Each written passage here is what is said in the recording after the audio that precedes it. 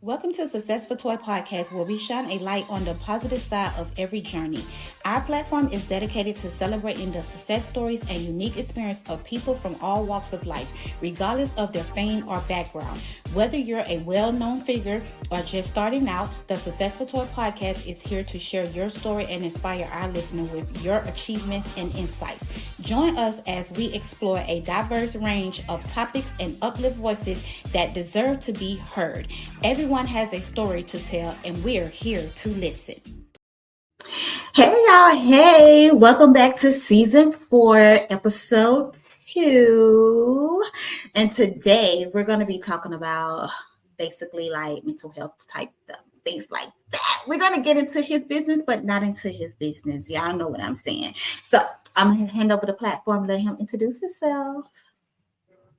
Oh, thank you so much, Toy. So, my name is Peter. Where do I start from? Yeah. Don't give him too much. Don't give him too much. Just a little piece. Just a little piece. Yeah. So I think I've been in business for since 2010. I wasn't supposed to be in business before that. I was supposed to be a medical doctor, but I always say one of my classmates brought a photo of his brother cutting up cadavers, and I switched to engineering. Actually studied engineering. Midway through, I was doing my internship, and half of the office got fired, and I'm like, no, I don't want to live like this. I don't want to live like someone just waking up and switching out my life just like that. So yeah, so I think that was the point where I got into business basically. So I've been building things since 2010. So that's basically my story. Okay, my tour talkers, we're gonna get into it. This season is sponsored by The Product. Y'all make sure you guys follow them on Instagram. It's the DA Product, PRADUCT. So with that being said, let's get into it. You ready for these questions? Ready when you are. Okay, let's get into it. Can you share a significant health challenge you faced and how you overcame it? What key lessons did you learn from this experience? Interesting. I think that's something I actually enjoy talking about because I think I was telling before the call that I just came from the gym like 20-30 minutes ago. So if you see me now, if you look at a picture of me like 3-4 years ago, you think somebody different. So back when I was building my businesses, I used to focus just on my business and nothing else. I didn't have any time for my health. I think apart from that, right from when I was a child, I hated physical education. I hated anything physical. I still don't know any sport, how to play any sport. I don't watch any sports. That's part of it. So building my business around I think at a point I was overweight. I was about 110 kilos. Right now I'm 81, so that's the difference. Back then I couldn't walk 3 minutes without breathing and resting.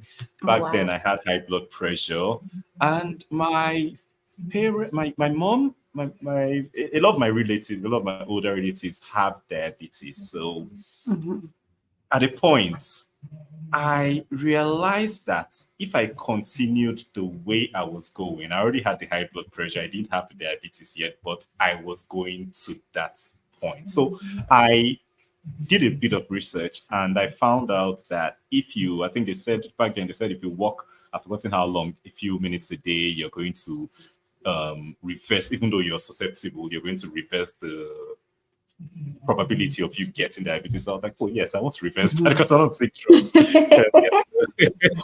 So that was actually just recently. This 2024. That was January last year. That's when I started this whole thing. I started working. November 2022. Actually, I started working a bit, but January I took it serious. I've not missed any day since January. I started working from 6,000 steps up a day. Today I'm at 7,900 right now. Oh. Yeah, so I've not missed 6,000 steps since January 1st, 2023. And funny enough, I think that just got me into the whole fitness thing. And what I always tell people is that me of today, I actually feel younger, stronger than I did 10 years ago. Right. Yeah. Right. And people really don't be knowing, like me, I've never been a big person, right? So I don't know how it feels and what y'all go through. But when I started going to the gym and working out, which I don't even do no more, but when I did start, like my mental was good. I felt so much energy. I never was tired all the time. So I kind of still get it and I understand like going to the gym, like it really helps your health, your mental, the way you eat and things like that. Like, yeah, I totally get it and understand it. Where are you from? Because you're saying kilos. So where are you from? Kilo, I'm from Port. Okay, no, I'm not from Port Harcourt. I'm from Nigeria, southern Nigeria. So Okay. I'm from Rivers State, southern Nigeria. It's not really the one of the popular places. I know when people talk about Nigeria, they talk mostly about Lagos and Abuja. So Hmm. I'm from down south, Port Harcourt. Okay. So yeah, Because I kilo. Yeah, we use UK. We use yeah, UK. when I was hearing Yeah, you say kilo, I was like, yeah, he ain't from the States because baby, we gonna say pounds. yeah. How did you maintain a positive mindset during your toughest moments? Were there any practice or routines that helped you stay resilient? I think maintaining a positive. I think there are two times I've actually felt um down in my life. The first time was when I first moved to the UK back in 2012 or 13. Yeah, 2013. Back in Hmm. 2013. And that's, I think the only problem for me was the weather. It was really annoying and everything. So I really felt, I didn't really feel myself back then. What did I do? I think back then I used to really take time and be with myself, go to the park. And there was this Hmm. park in the city then, Swanswell in Coventry. I used to go there, play with the swans, feed the swans, and all that. It always made me feel really good. Yeah. So I think I ran away. I ran away less than a year then, came back home, then went back later. But I think I got used to it after a while. Then I think 2020 was the second time. Then I had a separation and it really hit me hard because I wasn't expecting I wasn't expecting it or anything. So at that point, it hit me so hard. I had to drop. I literally dropped all the businesses I had back then. Hmm. I that's when I started growing my beard because I didn't want to go out and go to any barber and talk to anybody. Yeah. Yeah, it was that Yeah. bad. I just locked myself in the house. But I think what got me out of that second one was first of all realizing that I was making a small thing, a relatively small thing big by Hmm. staying alone and focusing on it rather than being grateful for the good things I had. I was healthy. I had a home. I wasn't hungry. I had people who were always calling me, looking out for me, people who actually loved me a lot. And I Yeah. kept looking at this small situation. And so I think from there, I learned to these days, if I see myself get into a mood, I just try to just be grateful for maybe one good thing around me. And there are so many Yeah. when you try to pay attention to them. So I think that's one of the things. Then I think getting into the whole fitness thing, I realized somehow I'm always in a really uppity and this kind of Uh-huh. mood. Yeah. Yeah, you all Unlike happy me and of stuff, and before. it's like, and then especially when you're boring, you like, okay, I'm going to the gym. Back versus when you back then, you ain't never think about doing anything that was good or positive. You know what I'm saying? Yeah. So once you get into that gym, it do like you if you ain't got nothing to do and you home bored, you like, okay, I'm going to the gym because I ain't doing nothing Right. instead of sitting around the house. You know what I'm saying? So I feel that. What was the biggest obstacle you encountered in your business journey, and how did you turn into an opportunity for growth? Okay, I think the biggest obstacle I've had a couple, but I think what I'll call the biggest two is that separation because that was the only thing that made me shut. I think at the point it happened, I had four businesses running. That was 2018, 19, 20. By the end of 2020, everything was shut down. I didn't want to, I didn't want to do anything or talk to Yeah. anybody or really think about anything. But what what got me out of that biggest obstacle? Okay, the what they could the lesson I learned from there was first of all, when I was running the four businesses, Mm-hmm. it's not a wise thing. It wasn't a wise thing to do because they weren't related. And I think it was only that situation that would have gotten me, because I'm this kind of person that I want to get to the end of it. I don't want if I start something, I feel bad if I close it because I'll feel like quit. That was the only thing that made me have that presence of mind to actually stop those things. And looking at everything, I was like, wait, these things, are they actually what I want to do? Most of them weren't. They were just things like, I'm this kind of person, I wake up, I'm like, oh, it's going to be nice to sell this. And in maybe 1 week I've started a business selling that. That's what I was doing back then. You sound like me. Oh, okay, I could sell that. So that was me. So those things were really things I didn't have my heart in. I didn't really want to do. So I really had that time to really, for once, I wasn't waking up and working and eating and sleeping, working, eating, sleeping. I really had time to think about what I've been doing myself. And I'm like, okay, wait, these things, are they what you want to do? No. What do you want to do? Like, I've always been this DIY, this curious person. I think my mom got me a laptop back in 2006. I really just went into all the nooks and crannies of it. And that's where my whole tech thing came out from. And then 2010, the first business I started was a hosting business. I was tech. Okay, that's fine. Then I now went off to start a grill. Then I now went off to start a food delivery business. And I went off to start a procurement business. Things were just totally unrelated to the tech that I started. So it was just a nightmare. Definitely sound like me. It was a nightmare. So I think that thing now just let me focus. And I'm like, okay, I think the only thing I'm really interested in doing, the only thing I'll do without struggling to wake up in the morning is this Target ICT. I said that 2018 actually, Target ICT. So I'm like, okay, so I let everything just go. And from then decided to just focus on this. And there's one thing I always tell people, that when I had those 4 businesses, yeah, they were good. They were making a lot of sales. But the thing is that most people don't realize, a lot of times you're making sales, but you don't get money. You don't have any profits. You don't have any money coming to you, the business owner. You see a lot of money coming to the business, but it finishes before it gets to you. Exactly. So I was having a lot of that back then. Or the ones that were making a lot of money, you end up using the money from this one to solve a problem in this one, and you're just pushing money on. And I realized, okay, I'm running only one business. And for once, I'm able to relax. I'm able to just work for a little time, for a limited time every day. I'm able to actually travel. I'm able to have leisure time. I'm able to have time to go to the gym. I'm able to have savings. I'm able to have money, like more than enough of what I need for once. And I'm like, whoa, that's interesting. Right.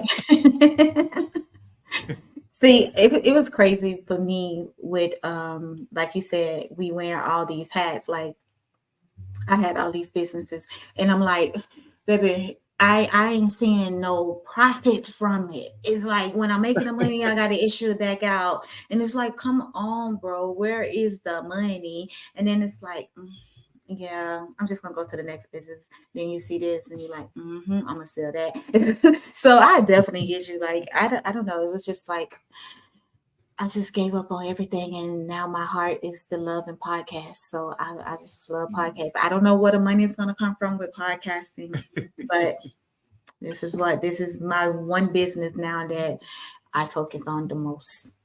Yeah, I think once you're doing what's really gets that you love, really you love. I think the money always comes from somewhere. Yeah, because any other business I had, it's like, I don't know, I'm not gonna speak for you, but it's like any other business that I had, I was doing it because I want the money.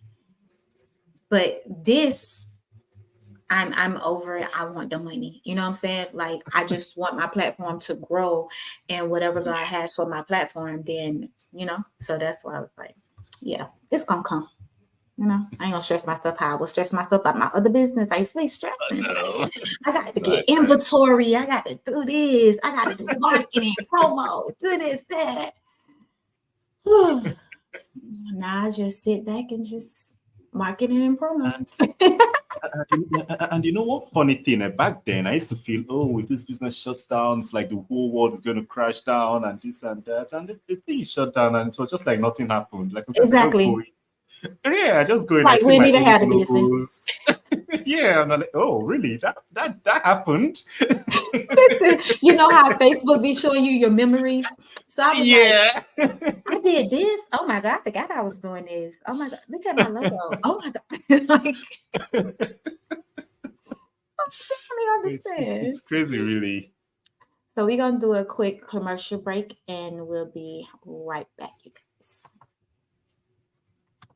Experience top-notch hairstyling wherever you are. Diverse Styles, your go-to traveling stylist based in North Carolina, specializes in braids, sew-ins, plaits, and locks.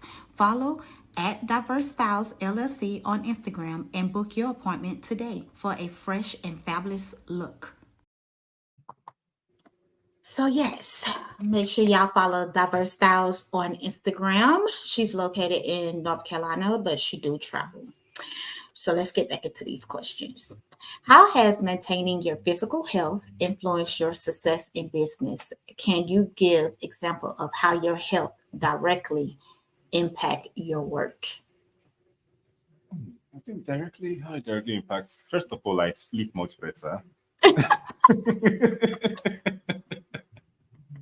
Honestly, actually, I've been trying to do 8 hours a day of sleep. I've been getting like maybe 7 hours something. Not at 8 yet, but I've realized sleeping better. When I wake in the morning, I'm just up and ready to go.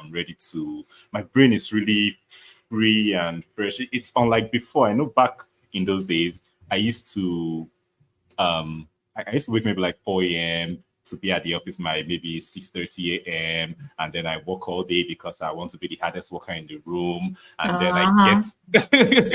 get back home by 8 p.m. 8 p.m. I eat late after 8 p.m.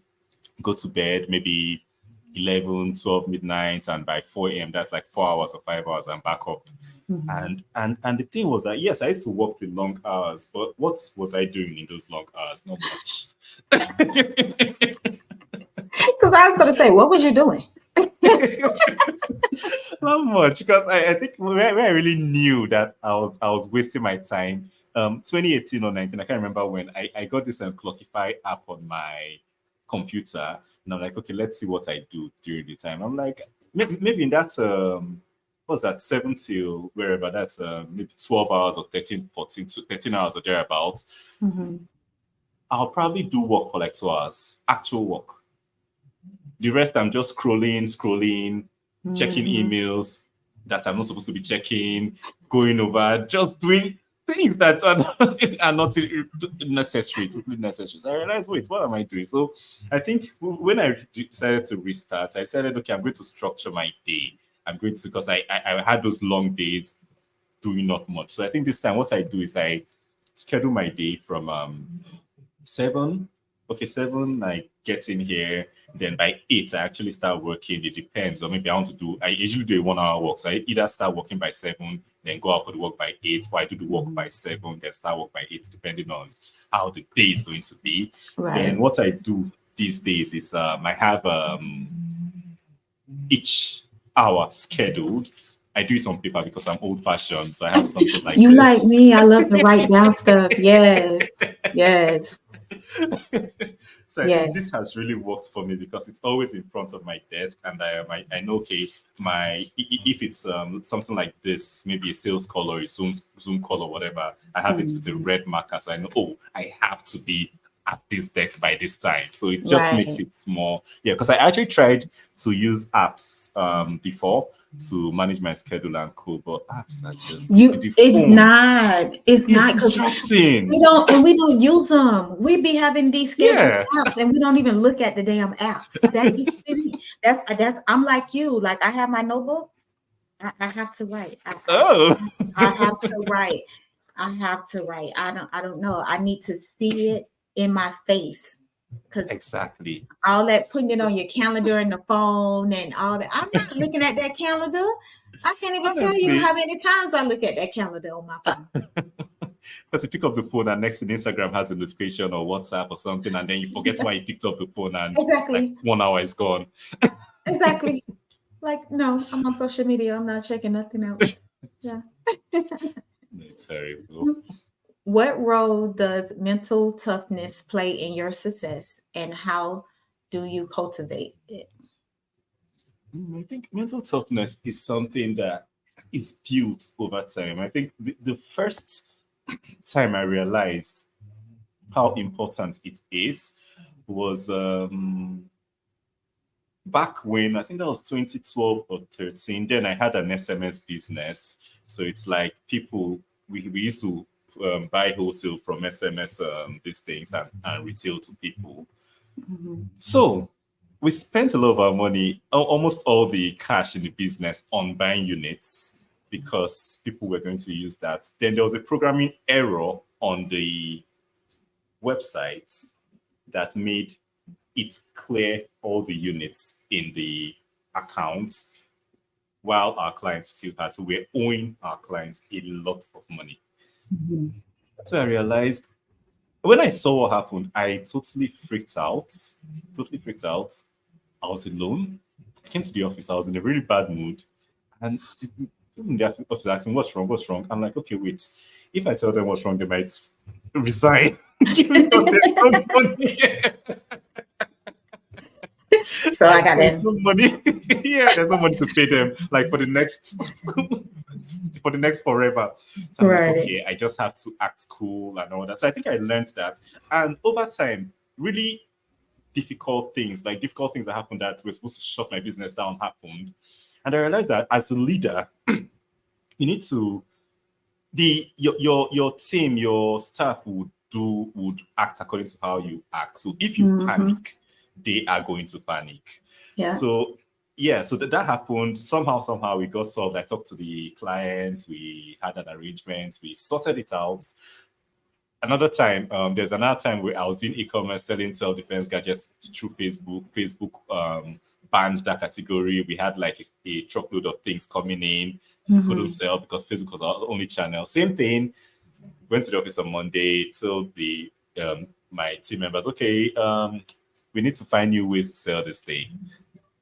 And I think over time, it's made me really put things in perspective because when things happen, a lot of times we just look at the bad parts of it and we are building these things, making them Mhm. really. That's what I did back in 2020 or thereabout, building these things, making them look bigger than they actually are. They call it building Right. mountains out of molehills.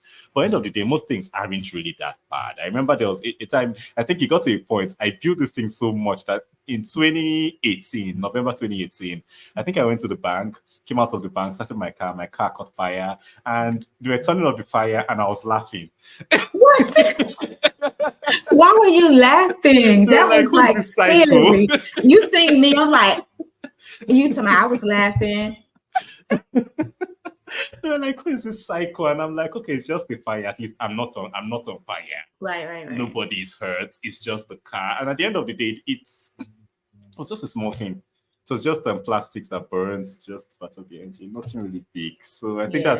that's what I've learned. Yeah, putting things in perspective. It just makes you live a lot more with a lot less panic and a lot more at peace. Yeah. Be a lot more It- at peace. and it's crazy that you say that because I ain't gonna say I'm going through it, but I almost made it stress me out because you said about Facebook. So they got me to where I can't go live on Facebook until like the middle of September, right? Ooh. So I'm like, I have grown to where I don't let things that's out of my control bother me. And I had therapy before this episode, and I was talking to my therapist about it, and then I found myself like getting upset, and I was like, hold on, no.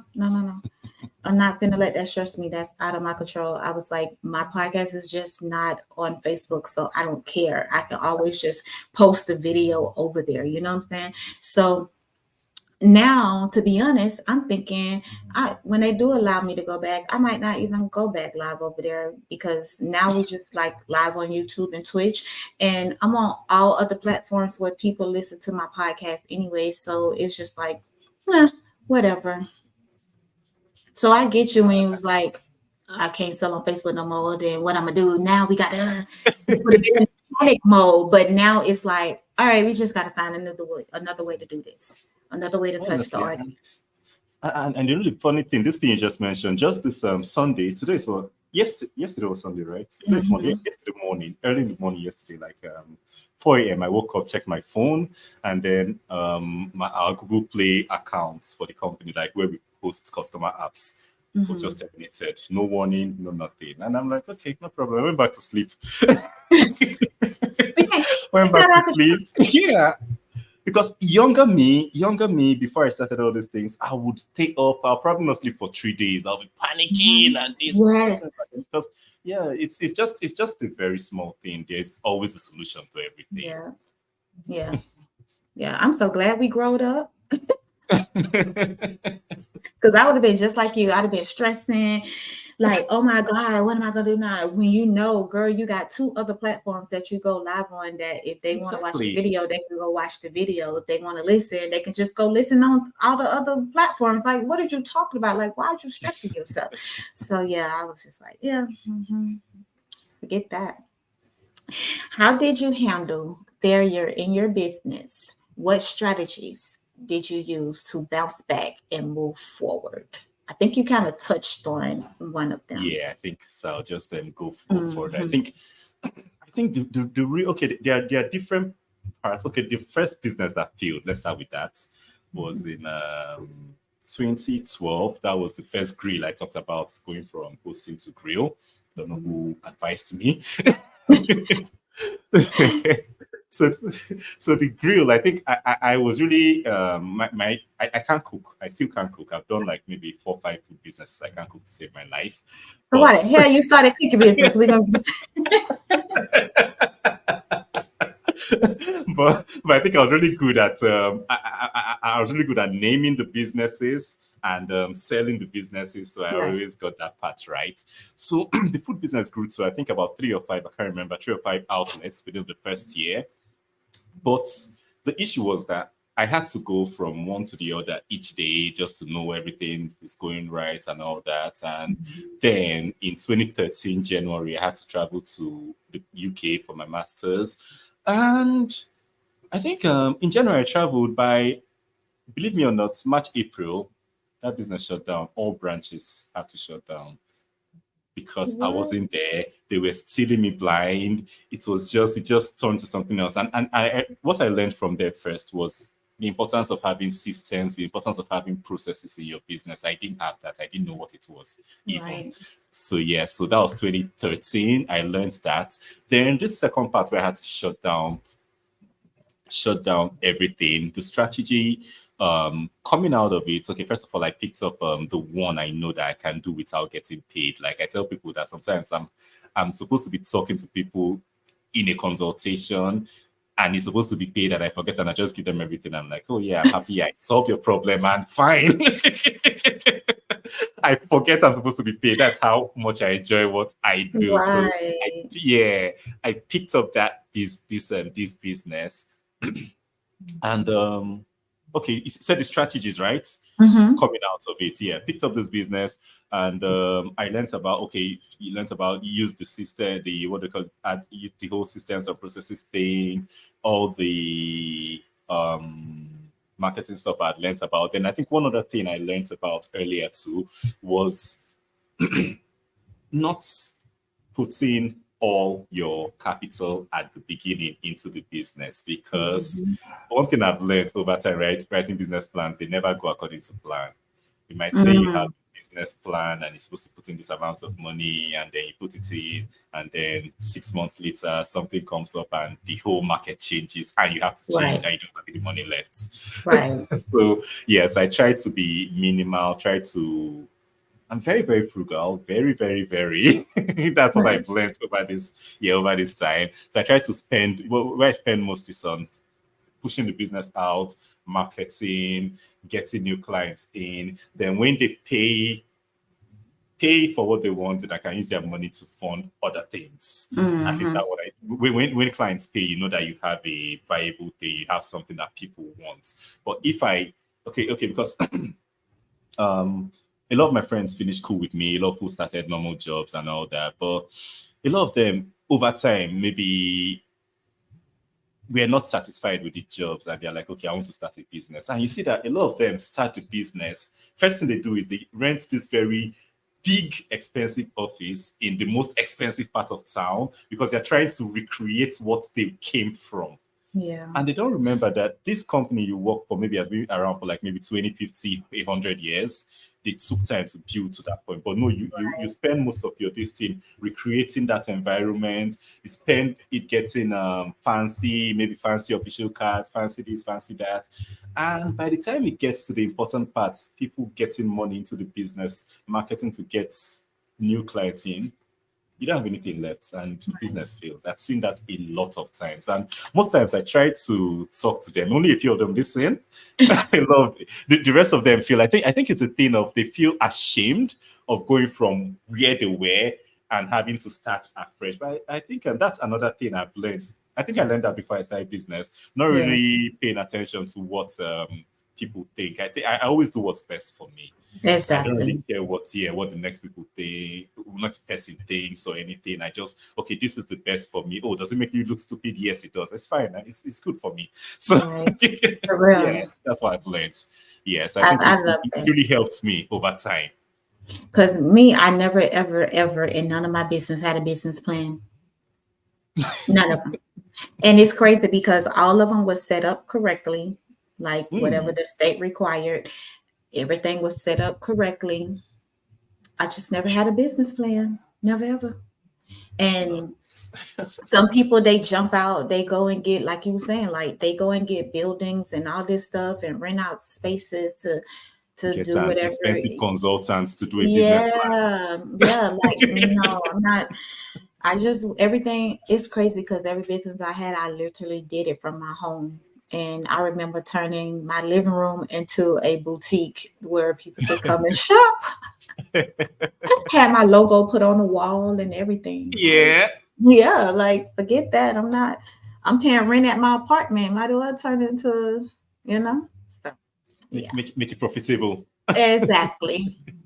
So we're gonna get into this next ad before we get into the next question.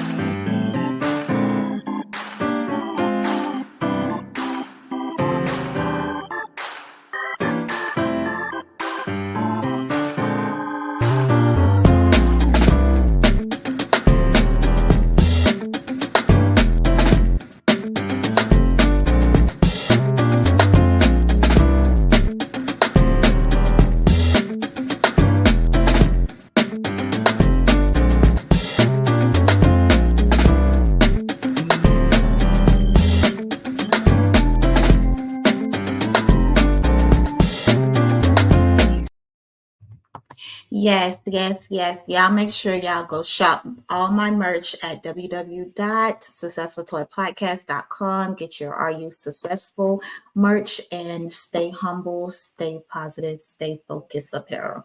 All at www.successfultoypodcast.com. So let's get back into these questions.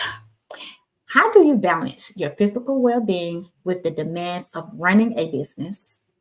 And what advice would you give to others struggling with their balance? I think this question of balance, because at the end of the day, I don't think there is really a way to evenly balance everything in life. But the truth is that a lot of us are totally unbalanced, and that was me. That was younger me. Younger me was just okay. When I had time for myself, when I was able to really find myself and all that back in 2020, I learned something that life is about your health, your wealth, which is your work, your relationships, and your spirituality. At the thick of me building these things I was building, I was just about work and a little teeny bit of spirituality, little teeny bits. So I think at that point I really didn't. That's why I was overweight. That's why I was living a very chaotic life back then. Yeah. So I think going forward, I now realize, okay, you have the health, you have the wealth, you have the relationships, you have the spirituality, and these days I've realized that I have to really, like I showed you my schedule, I have to really schedule these things into my life. Most things I need Yeah. to do, most things that I have to do. I might say I want to do something, but if I don't fix a time for it, a specific time for it, I might never do it. So I've learned to schedule time for prayer, for spirituality, for connecting with my inner, my self, my creator, and all Mhm. that. I schedule that every week, every day. I have time for my health, going to the gym, doing my walk. I think I do almost an hour every morning. Then within the day, if it's not far, I walk. That's my rule. Right. So yeah, so I do the gym. I make sure I walk a lot because my job is just physically sitting down, so it might kill me. So I have to, Hmm. yeah. Then walk. I can't run away from it. So it's there. It's always there. It's it's crazy that you say like everybody is unbalanced. Like I once was unbalanced, but now I balance everything since like I'm a full-time podcaster. I make time for things. You know what I'm saying? Like I used to do podcasts like 7 days a week. Mm, And it was used to be whenever the people have time, I'm working on their schedule. But then I had to tell myself, put some structure in your podcast. So I came up with the times 1 and 5. I do two mm. shows a day, 1 and 5. And if my schedule don't fit them, then it's just not meant for them to be on my platform. And I take Sundays off. I because I told God, like, if you ever make me a full time podcaster, I won't do anything on Sundays. So I take Sundays off, and in between the shows, like I'm gonna spend time with my mate, or we're gonna chill until the next show. And then I try never, ever, ever try to get behind. I never try to get behind unless I have an event to go to and they kind of throw my schedule off. But other than that, like I did that one time and I just felt so unbalanced. And I was like getting frustrated because I was like, this is not me. Like I'm always to the T. Like Yeah. so now, baby, once I be finished recording with you guys, like I release the episode right then and there because my podcast is blood raw, so I don't have to do all that editing and stuff. Like Yeah. what y'all see is what y'all gonna get from us. You know what I'm saying? So that I became very balanced for real. So that unbalanced, I definitely get it. I was like that in all my so unbalanced. I ain't want to do nothing but make money. I don't want to go eat because what if somebody want to purchase something and I'm out eating? I'm missing money. Because I always felt like if they want it right then and there, then they're gonna go and find You need to somebody just drop else. everything you're doing. Yes, because I don't make the money, so they're gonna go find it somewhere else. So no, I want the money right then and there. So yes, I used to be so freaking unbalanced. So unbalanced. Then you share a time when you faced self doubt or imposter syndrome. How did you overcome it and what did you learn from the experience?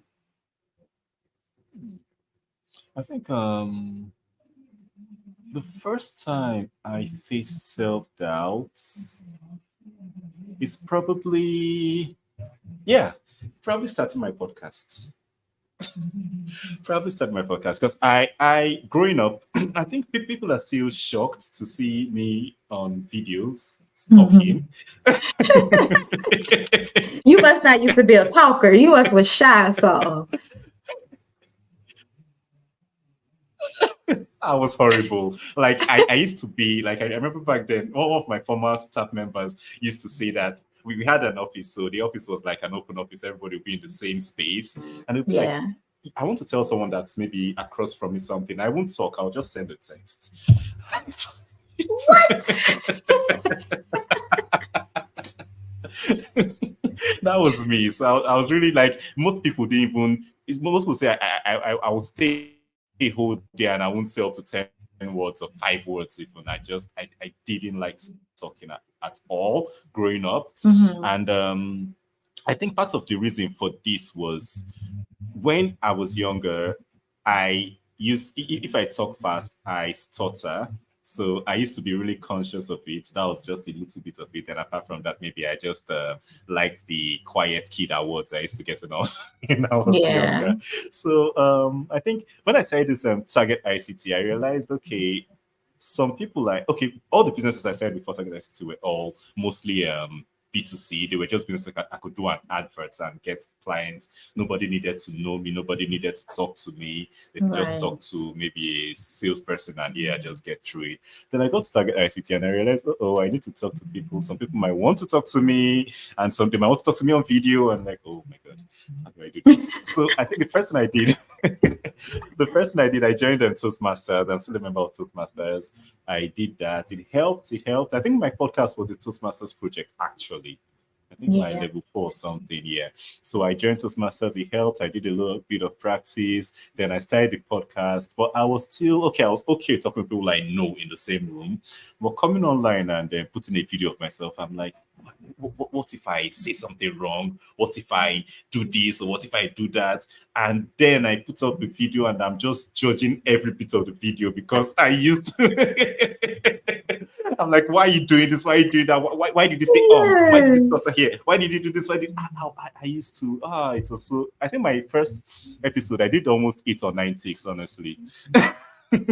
Oh my God. It's I so was that crazy. horrible. It's crazy that you say that because, like, I always wanted to start a podcast, right? But I was like, I didn't want to do it by myself because I didn't want to Yeah. think I'm talking to myself.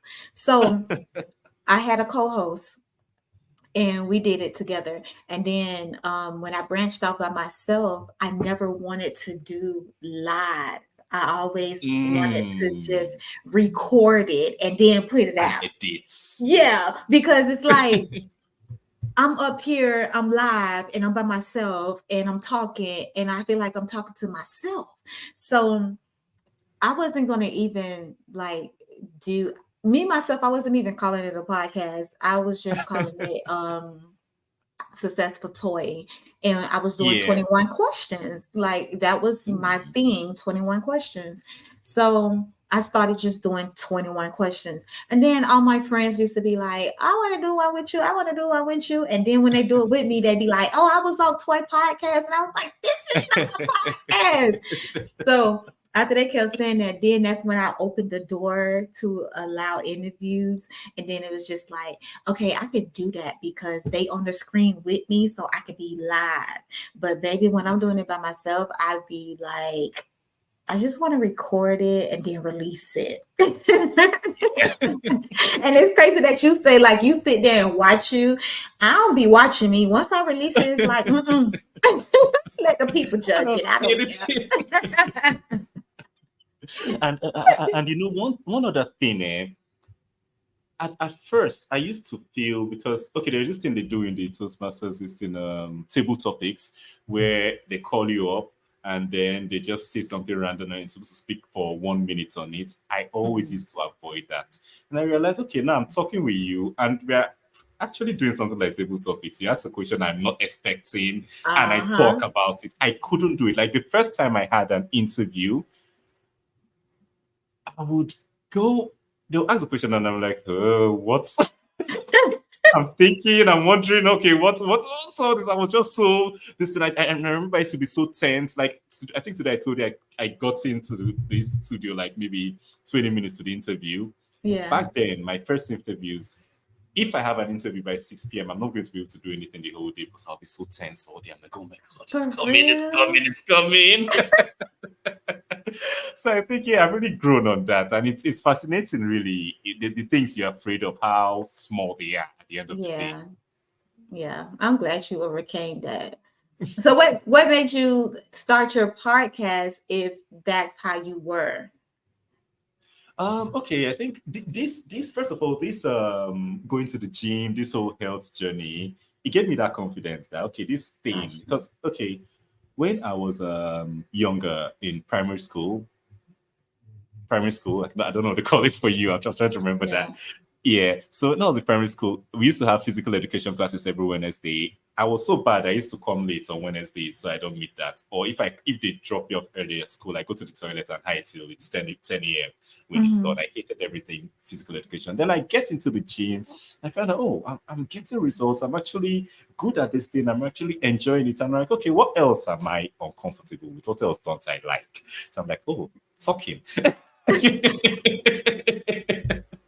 So I think that was basically the this thing. Just I call it being trying to be comfortable doing those things I find uncomfortable. So I think so that's basically the genesis, the main genesis of the whole thing. I like that though. What strategies did you use to overcome financial challenges in your business, and how did they contribute to your long-term success? Okay, I think one thing I learned, all the businesses I started were none of them was I never got external funding. What do they call it? They were all bootstrapped. They were all bootstrapped. So I learned to be frugal then. I learned to read the books, understand the numbers, understand my balance sheet, my profit and loss, my cash flow. I understand them so well right now. So I know where the money is going to, where the money is coming from, where the money should go to, and things like that.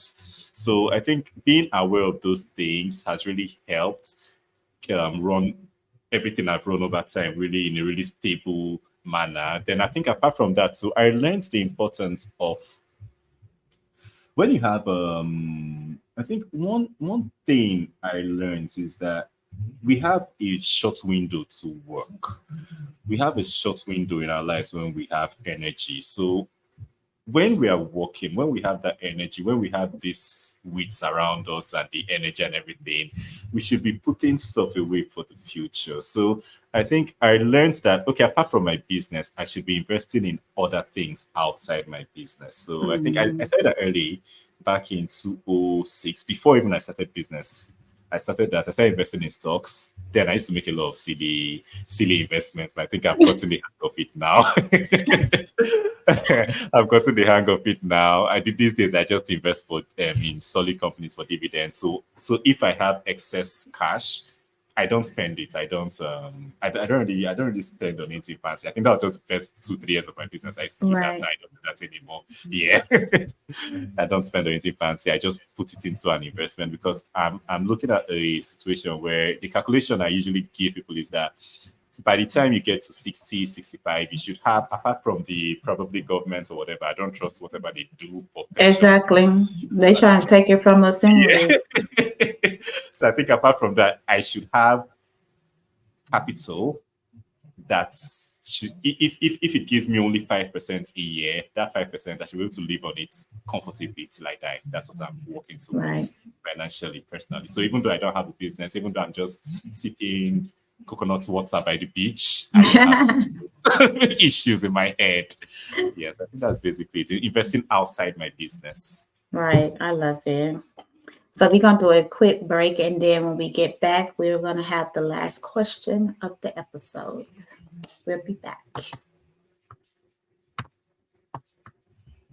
It is. I gotta have processes. I gotta have it, mapped out for you, because I don't want you to get confused. I want you to understand that there's a path that you're taking, and then if you have issues along the way, we can pick out the pieces instead of it just being one big conversation. You're gonna have to get past step 1 to get to step 2 to get to step 3, and if you get confused along the way, raise your hand and we'll address it. But we're not going to just give you the go heal first and then come back, or go. I can't represent my brand or advocate for you or try to help you and not give you the foundation first. Yeah, that's important. So Yes. That was the Blemish Beauty Podcast. Make sure you guys follow them on IG, YouTube, TikTok, and Facebook. The Blemish Beauty Podcast. So let's get into the last and final question of the episode before I turn the platform over to you. How important is self-care in maintaining a strong mindset and achieving business success? What self-care practice have been most beneficial to you? Self-care, very, very, very important. I think I learned that. I think first of all, I watch what I eat. I haven't had alcohol in like 3 years. I try to avoid processed food generally. I think this is I just try to eat anything that's from nature, and it's easy for me right now. I'm home because like I have a garden outside, so I have a couple of things I can actually eat there. Then so yeah, self care, watching what I eat. It's really helped because a lot of these things that we eat are actually toxins, are actually full of a lot of crap. Then I think apart from that too, apart from that, we have hobbies. I think I found hobbies to really help with my mental health because when I had that time, I had to stay by myself and everything. I started picking up different hobbies like these paintings. Everything behind me, I painted them myself. Oh, That was okay. then, yeah. That was like Okay. 4 years, 3 years, 4 years ago, and I think it was something that if I get my painting, get my canvas and everything, I just forget everything. It's just Hmm. me in a world of my own. So hobbies are wonderful. I paint once in a while when I can set up everything. I have my plants. My plants just I have a lot of plants outside. I have some inside. Two here. Yeah. Yeah, so most times I want to be alone. I'm just around them, and I don't know. There's this feeling of peace and all that. I don't know how to explain it, but I have it Yeah. with my plants. I love DIY too. When I'm bored, I like taking my laptop, taking my car, taking anything apart. Oh.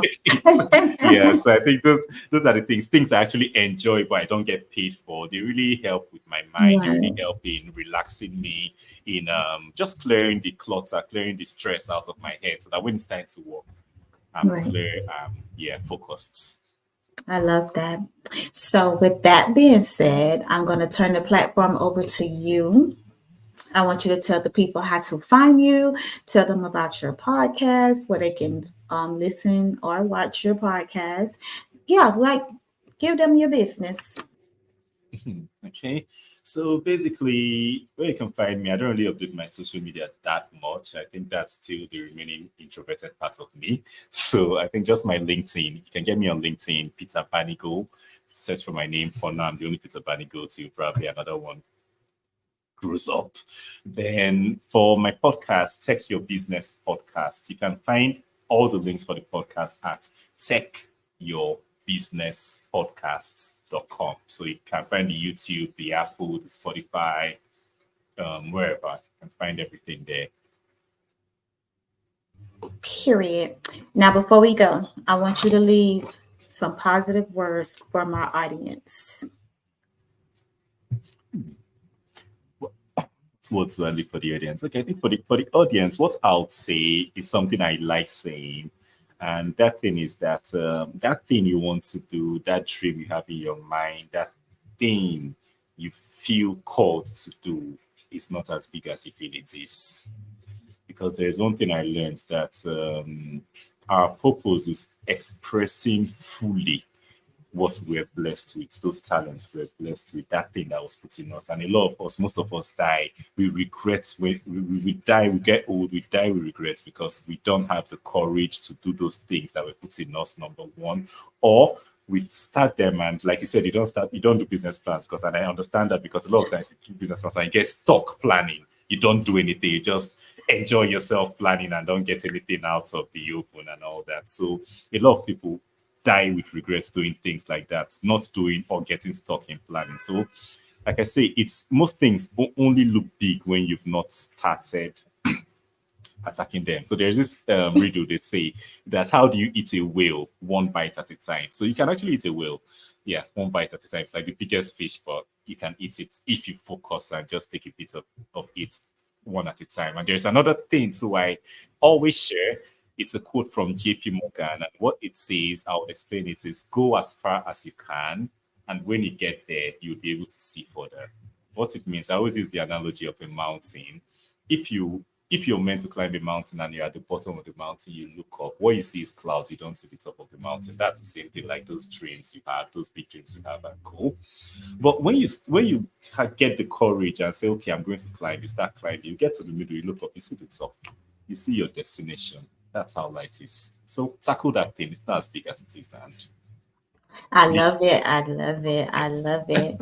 So I want to say thank you for coming on Successful Toy Podcast and sharing some wisdom with my guests about your journey. I appreciate you so much. The door is always open for you to come back. So make sure you guys follow The Product on YouTube. That's DAPRADUCT, and check out their merch. Make sure you guys like, subscribe, and follow Successful Toy Podcast on Facebook, Successful Toy Podcast on Instagram and YouTube. And yeah, thank you to all my listeners out there on all the platforms where you can listen to all your podcasts. So thank you. And we will see you guys in the next episode. Bye. Bye. Thank you for tuning in to the Successful Toy Podcast. Be sure to like, follow, and subscribe on YouTube and Twitch. You can also watch us on Facebook Live. If you prefer to listen, find us on Spotify, Amazon Music, Listening Notes, Samsung Podcast, Podcast Index, Apple Podcasts, and iHeartRadio. See you in the next episode. Bye.